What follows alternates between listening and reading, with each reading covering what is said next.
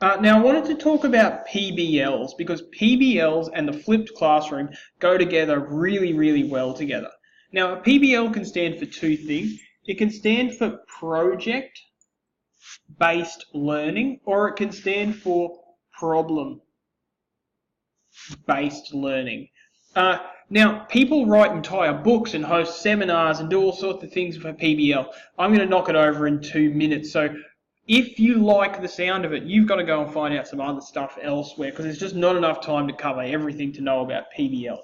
But two ways that I use PBLs in my own teaching, I can talk about.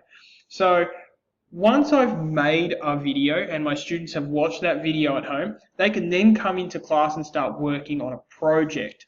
Now, in my ICT class or my digital technology class, that might look like coming into class and programming a Lego robot to make its way through a maze. Or it might look like taking a piece of software and creating like a computer game using Scratch 2.0 is a really cool one. So in terms of digital technology, almost all of the stuff I do in my classroom is project-based learning. They're given a project and then they're taught little steps at home via flipped learning, and then they can add to their project. They can add to their robot that does cool stuff. They can add to their computer game. They can add a score counter. They can add this. They can add that. So that's how I do PBLs in my digital technology class. Now, I do problem-based learning less, but I do it occasionally in my maths classes. Now, this is where I'll show them, I'll give them a little bit of knowledge, a little bit of direct instruction in the videos at home, and then I might ask them quite an open-ended question that they can start working on. Here's an example of the sort of open-ended problem that I might give to my Year 9 students who are covering area and volume. This question, how many golf balls fit in a school bus? Now that's probably not like a lot of maths questions that you've seen in the past. There's no numbers there.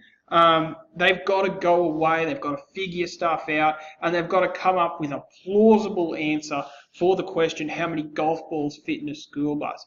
And this is usually in a collaborative way, in small groups, working on the maths involved, area and volume, around this kind of question. Now, will PBLs work in your subject area? Now, there are probably ways to do it in all subject areas, but it's clearly going to work better in certain subjects. So if you want to combine the flipped classroom with PBLs, project-based learning or problem-based learning, have a think about how it works in your particular subject area and then go from there. Okay, that's PBLs with the flipped classroom.